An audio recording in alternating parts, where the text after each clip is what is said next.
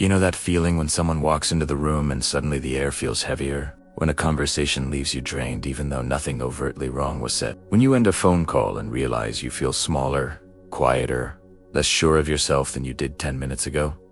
That's not coincidence. That's not you being sensitive. That's not something you need to fix about yourself. That's energy theft. And Carl Jung spent decades studying exactly how it happens, why it happens, and most importantly, who does it. Because here's the truth, most people won't tell you. Not everyone in your life wants you to grow. Not everyone celebrates your clarity. Not everyone benefits from your peace. In fact, there are people who have built their entire identity around keeping you confused, keeping you small, keeping you questioning everything except them. And they're so skilled at it that you don't even realize it's happening until you're already exhausted, already doubting yourself, already wondering if maybe you're the problem. You're not, but you need to know who they are.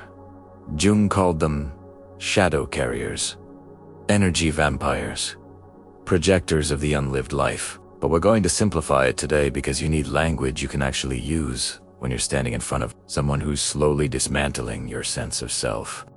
We're going to call them what they are. The 3 types of people who will destroy your inner peace if you let them. And by the end of this, you're going to know exactly how to recognize them, exactly why they do what they do, and exactly how to protect the sovereignty of your own mind. Let's start with the most dangerous one, the one you probably trust right now. Type 1. The validator who needs you.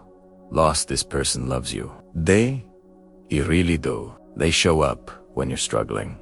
They listen when you're confused. They nod with empathy when you express doubt. They're the first to say, "I'm here for you," and they mean it. But here's what you haven't noticed yet. They're only here for you when you're broken. The moment you start to heal, the moment you start to find clarity, the moment you stop needing them the way you used to, something shifts. Suddenly, they're busier. Suddenly, they're skeptical of your progress. Suddenly, they're reminding you of all the times you tried and failed before. Jung understood this dynamic deeply. He said that some people become so identified with the role of healer, supporter, or guide that they unconsciously need others to remain wounded. It's not malicious. It's not even conscious most of the time. But it's real. And it's devastating, because this person has learned that their value comes from your pain. Their identity is built on being needed. And when you no longer need them in that way, they experience it as abandonment, as betrayal, as loss. So they do everything they can to bring you back to the place where you need them again. You'll notice it in small ways at first. You share a breakthrough, and they respond with, "That's great, but ... double quotes. You talk about a new boundary you've set, and they remind you not to be too rigid. You express excitement about a change you're making, and they bring up all the reasons it might not work. They frame it as concern, as realism, as protection. But what it really is sabotage. Gentle, loving, well-intentioned sabotage. But sabotage nonetheless. And the cruelest part, you start to believe them. Because they've been there for you. Because they know your history. Because they've earned your trust during your most vulnerable moments. So when they question your growth, you don't question them. You question yourself. You think maybe you are being naive. Maybe you are moving too fast. Maybe you do need to slow down. Reconsider. Protect yourself from disappointment. And just like that, you're back in the cycle. Back in the confusion. Back in the place where you need their validation to feel okay. But here's what Jung would tell you. A person who truly loves you wants you to outgrow them. A person who truly supports you celebrates when you no longer need their support in the same way. A person who truly has your best interest at heart doesn't flinch when you start standing taller. They step back with pride, not resentment. They adjust the relationship, not sabotage your progress. They find new ways to connect that honor your growth, not tactics to undermine it. The validator who needs you, lost, is terrified of your peace. Because your peace means they lose their purpose, and they'll do everything they can to keep you in just enough chaos to keep coming back. That's not love. That's codependency. That's control, and it will destroy your inner peace faster than any open enemy ever could, because you won't even see it coming. So ask yourself right now, is there someone in your life who seems most present when you're struggling, and most distant when you're thriving? Someone who listens intently to your problems but glazes over when you talk about your wins. Someone who says they want you to be happy but somehow always has a reason why your current path won't lead there. That's type 1, and you need to see them clearly. Now let's talk about the second type, the one who doesn't even pretend to support you. Type 2, the projector who makes you their mirror. This person doesn't actually see you. They never have. When they look at you, they see a screen onto which they project every unresolved wound, every rejected part of themselves, every fear they refuse to face. And they need you to carry it. They need you to become the living embodiment of everything they can't accept about themselves. Jung called this projection, and he considered it one of the most destructive psychological mechanisms humans possess. Here's how it works. This person has parts of themselves they've deemed unacceptable. Maybe they're ashamed of their anger, so they've repressed it completely. Maybe they're terrified of their own neediness, so they've built an identity around independence. Maybe they can't face their own jealousy, their own insecurity, their own capacity for cruelty. So they shove it down, lock it away, pretend it doesn't exist. But the psyche doesn't work that way. What you repress doesn't disappear. It just finds another target, and that target is you. Suddenly you're the angry one, even though you were calm. You're the needy one, even though you asked for something completely reasonable. You're the jealous one, even though they're the one monitoring your every move. You're the cruel one, even though they're the one whose words leave scars. And the worst part, they believe it completely. Because projection isn't manipulation. It's not a tactic. It's unconscious. They genuinely cannot see that what they're accusing you of is actually what they're doing. Their mind has created a perfect defense mechanism. Make you the problem so they never have to face themselves. You'll feel it as confusion first. You'll replay conversations, trying to figure out how you became the villain. You'll question your own memory because their version of events is so different from yours. You'll start to feel like you're going crazy because the person standing in front of you is describing someone you don't recognize. And that someone is supposedly you. You'll apologize for things you didn't do just to end the conflict. You'll change your behavior to accommodate their distorted perception. And slowly, without realizing it, you'll start to lose touch with who you actually are. Jung said that when you're in a relationship with a projector, you begin to live in their dream instead of your reality. You become a character in their internal drama, playing a role you never auditioned for. And the more you try to prove them wrong, the more evidence they find to confirm their projection. Because they're not looking at you. They're looking at their own shadow, and they've just dressed it in your face. The projector who makes you their mirror destroys your inner peace because they make you doubt your own reality. They make you question whether you're who you think you are or who they say you are. And that split, that constant second-guessing, that exhausting vigilance of monitoring yourself through their distorted lens, that's what drains you. That's what fragments you. That's what makes peace impossible. And here's the hardest truth. You cannot fix this. You cannot prove them wrong. You cannot show them the real you clearly enough that they finally see it. Because they're not looking at you. They're looking at themselves. And until they're willing to face their own shadow, you'll remain the mirror. The only choice you have is whether to keep standing there. So ask yourself, is there someone in your life who consistently accuses you of feelings or behaviors that feel foreign to you? Someone whose version of you never quite matches your experience of yourself? Someone who seems to need you to be the bad guy, no matter how hard you try to be good? That's type 2. And they will steal your peace by stealing your sense of self. Now the third type, the most subtle, the most dangerous, the one you might not recognize until it's too late. Type 3, the chaos bringer who calls it connection. This person is intoxicating. They're intense. They're passionate. They want to talk about real things, meaningful things, the things other people are too shallow to explore. They see you. They get you. They make you feel alive in a way you haven't felt in years. Every conversation is 4 hours long. Every interaction is emotionally charged. Every silence feels loaded with meaning. And you start to think this is what real connection feels like. This is what depth feels like. This is what it means to finally be understood. But you're not being understood. You're being destabilized. Jung wrote extensively about what he called psychic contagion, the phenomenon where one person's internal chaos becomes infectious, spreading to everyone in proximity. The chaos bringer operates through this mechanism. Their inner world is turbulent, unresolved, constantly in crisis. But instead of doing the hard work of creating internal stability, they've learned to export their chaos. They pull you into their emotional storms and call it intimacy. They create drama and call it passion. They destabilize your peace and call it depth. You'll notice it in patterns. There's always a crisis, always an emergency, always something that needs immediate attention, immediate processing, immediate emotional labor. The relationship has no baseline of calm. There's no such thing as a quiet, easy interaction. Everything is heightened. Everything is urgent. Everything requires your full presence, your complete availability, your constant reassurance. And if you try to create space, if you try to establish boundaries, if you try to return to your own center, they frame it as abandonment, as coldness, as proof that you don't really care. They've convinced you that chaos equals connection, that intensity equals intimacy, that if it doesn't hurt a little, it's not real. And you believe it because you've confused the adrenaline rush of instability with the feeling of aliveness. You've mistaken emotional exhaustion for emotional depth. You've started to think that peace is boring, that calm is superficial, that if you're not constantly navigating crises, you're not really living. But here's what Jung would tell you.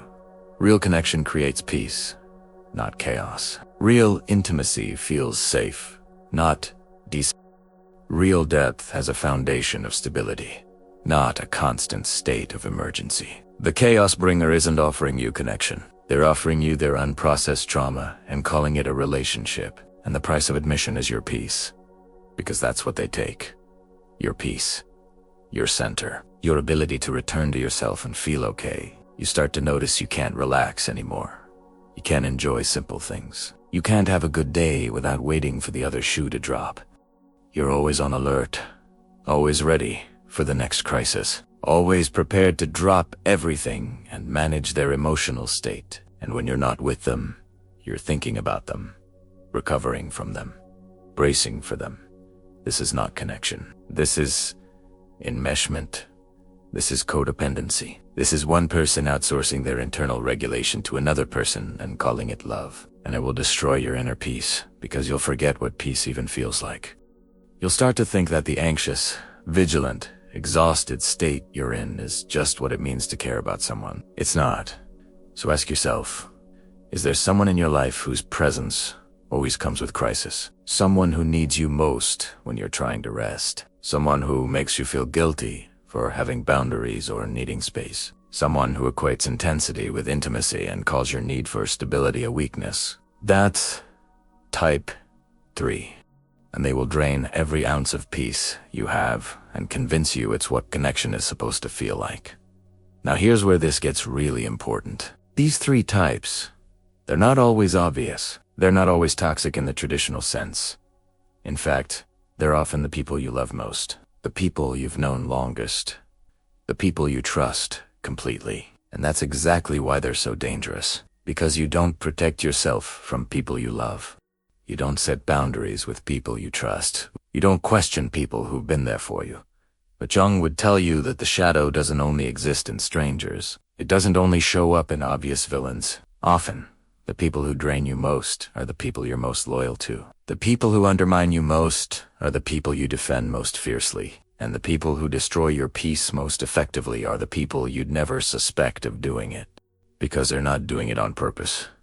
That's the thing. The validator who needs you lost genuinely believes they're protecting you. The projector who makes you their mirror genuinely believes you're the problem. The chaos bringer who calls it connection genuinely believes this is what intimacy looks like. They're not villains. They're unconscious. And unconscious people do tremendous damage while believing they're doing good. So, what do? How do you protect your peace without becoming cold? Without cutting everyone off? Without turning into someone who doesn't trust anyone?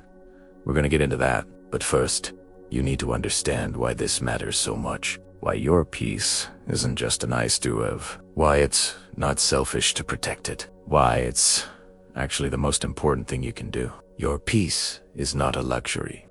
It's not something you get to have once everything is perfect. Once everyone is happy.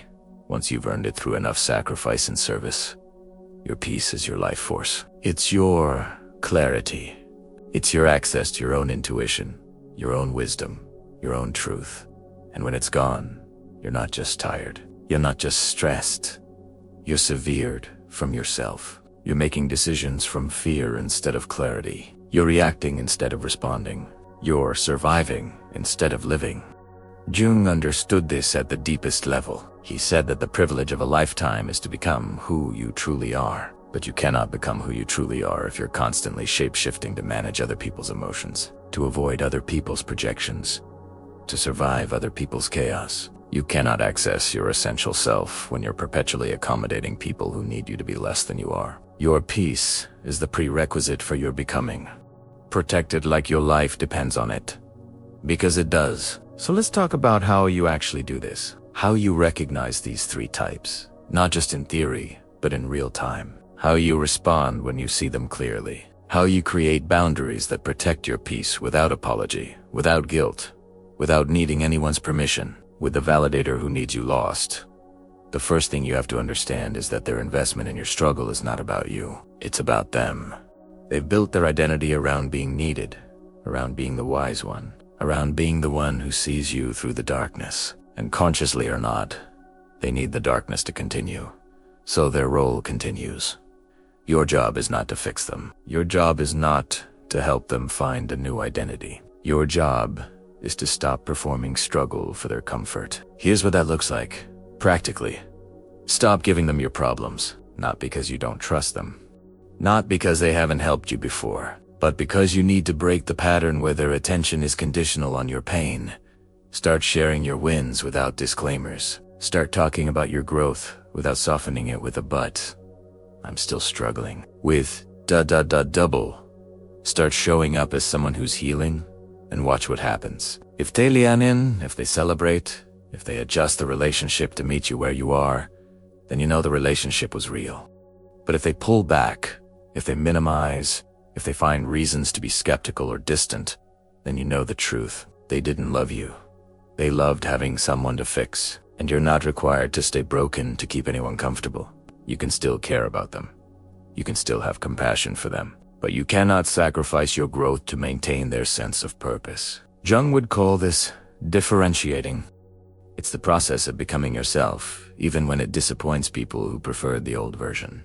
It's hard. It's lonely sometimes, but it's essential, because a life spent performing struggle so others feel needed is not a life. It's a performance. And you don't owe anyone that with a projector who makes you their mirror. This one requires something most people find almost impossible. You have to stop defending yourself. Because here's what happens when you're dealing with projection.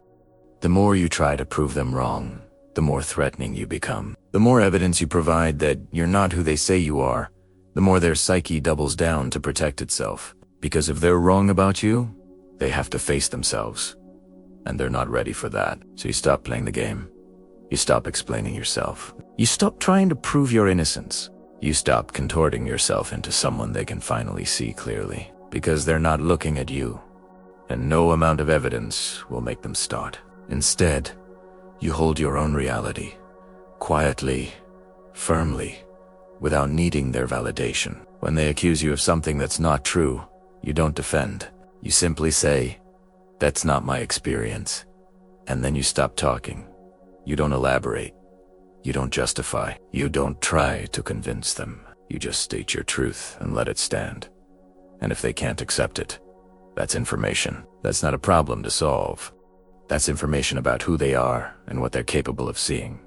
Jung called this holding your center. It's the ability to know yourself so clearly that other people's projections can't colonize your mind. It's hard because you've been taught that if someone sees you a certain way, especially someone you care about, you need to change their perception. But with a projector, that's impossible. The only thing you can do is refuse to become who they need you to be.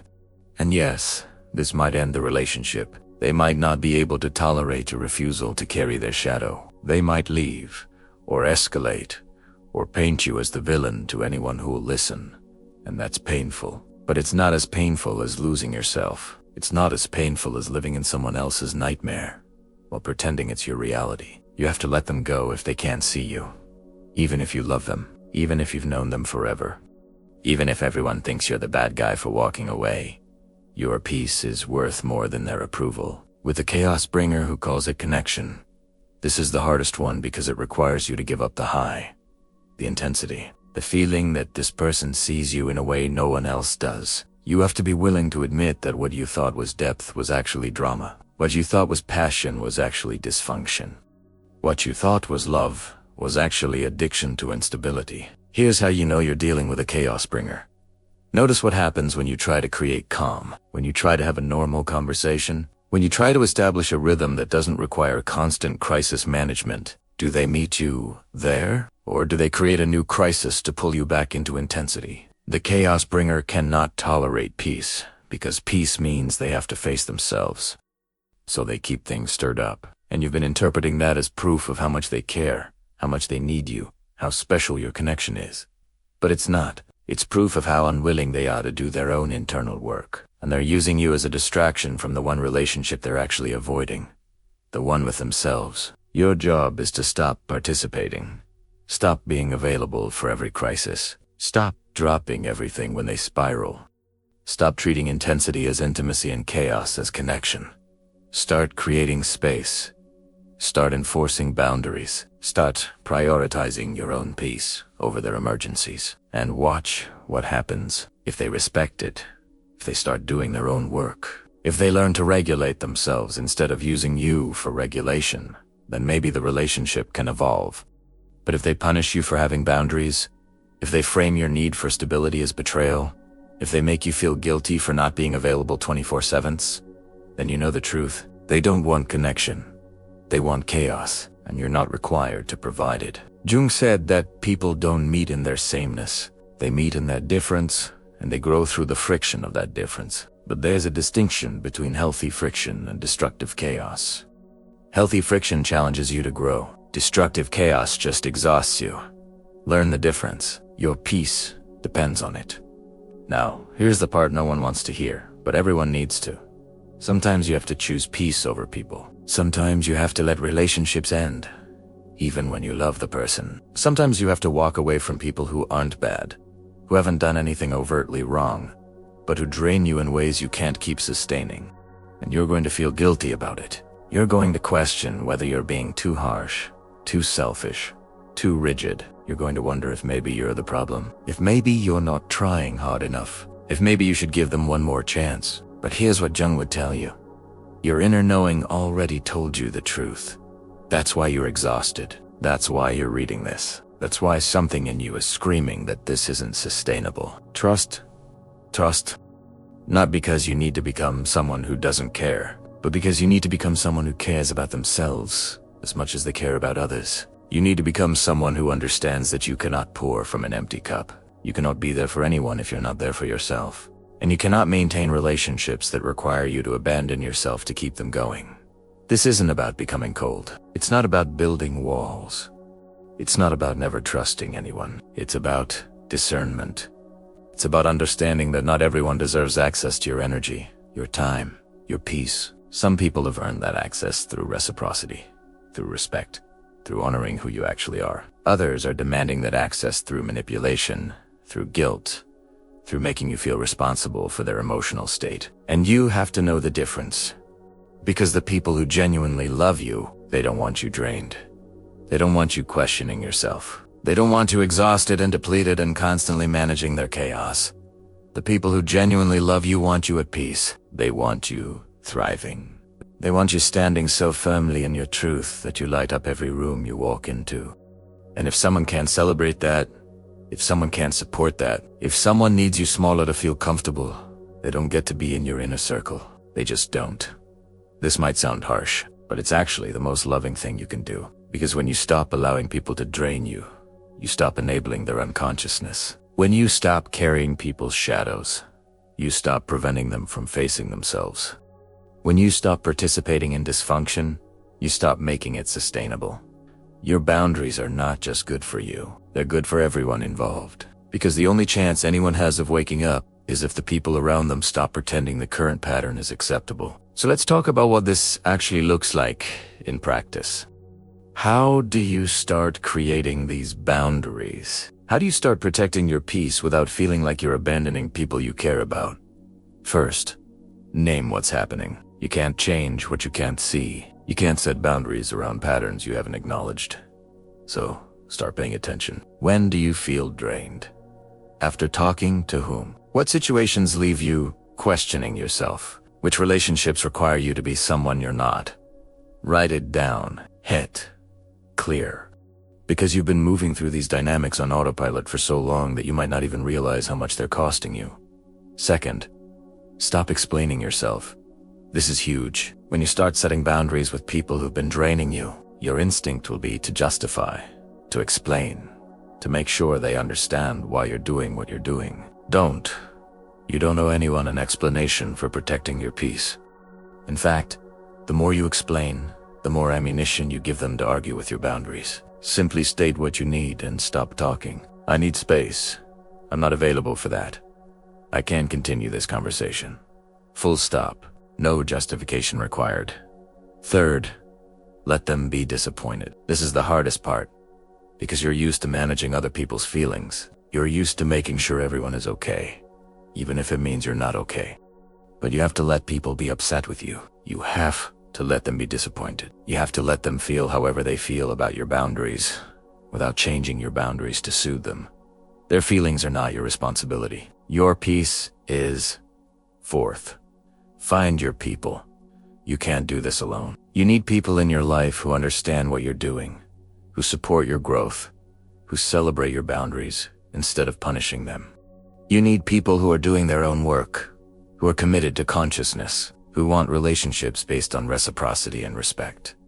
If you don't have those people yet, find them. Seek them out. Build community with people who are also choosing peace over performance. And if you're thinking, but I don't want to become someone who only has relationships with people who serve me, you're missing the point. This isn't about using people. This isn't about only investing in relationships that benefit you. This is about recognizing that some relationships are mutually nourishing and some are one-sided depletion, and you're allowed to choose nourishment. Jung spent his life studying the human psyche. He understood the shadow. He understood projection. He understood the ways people unconsciously drain each other and call it love. And one of his most profound insights was this: you cannot individuate in the wrong relationships. You cannot become yourself while surrounded by people who need you to be someone else. The path to wholeness requires you to be ruthlessly honest about who supports that path and who sabotages it.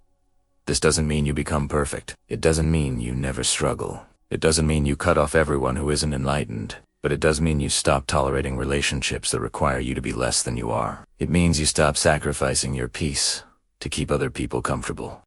It means you start living from your center instead of constantly adjusting to everyone else's needs. And when you do that, something shifts. You stop attracting the validators who need you lost because you're no longer performing struggle. You stop attracting the projectors who make you their mirror because you're too solid in your own reality to be a screen. You stop attracting the chaos bringers who call it connection because you're no longer confusing intensity with intimacy. You start attracting people who meet you at your level of consciousness. People who want to grow with you, not keep you stuck. People who celebrate your peace instead of disrupting it. That's the life that's waiting for you on the other side of these boundaries. That's what becomes possible when you stop allowing people to destroy your inner peace. Not isolation, not coldness, not a life without connection, but connection that actually nourishes you. Relationships that actually support your becoming. Love that doesn't require you to abandon yourself. Jung said that the meeting of two personalities is like the contact of two chemical substances.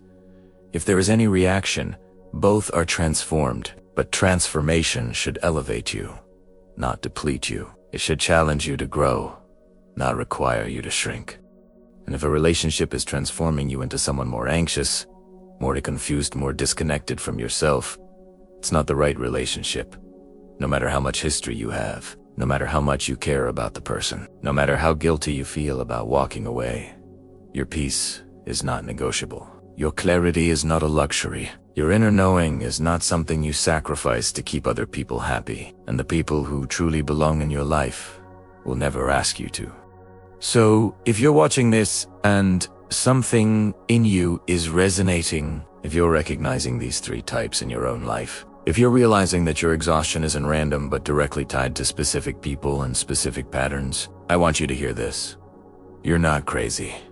You're not being too sensitive. You're not expecting too much. You're waking up. And waking up means seeing things you used to overlook. It means acknowledging truths you used to avoid. It means making choices that other people won't understand. And that's okay, because the alternative is staying asleep. The alternative is continuing to drain yourself to keep everyone else comfortable. The alternative is reaching the end of your life and realizing you spent it managing other people's emotions instead of living your own truth. Don't do that. Choose your peace. Protect it fiercely. Build your life around it, and let everyone who can't respect that fall away. If this resonated with you, if you're committed to protecting your peace and building a life of genuine clarity, subscribe to this channel. This is what we do here. We talk about the truths most people avoid. We explore the psychology of becoming yourself in a world that wants you to be anyone but, and we build a community of people who are done performing and ready to live. Leave a comment below. Which of these 3 types have you encountered? What has protecting your peace cost you? What has it given you? Let's talk about it. And remember, your peace isn't something you find. It's something you protect. And the first step to protecting it is knowing exactly who threatens it. See you in the next one.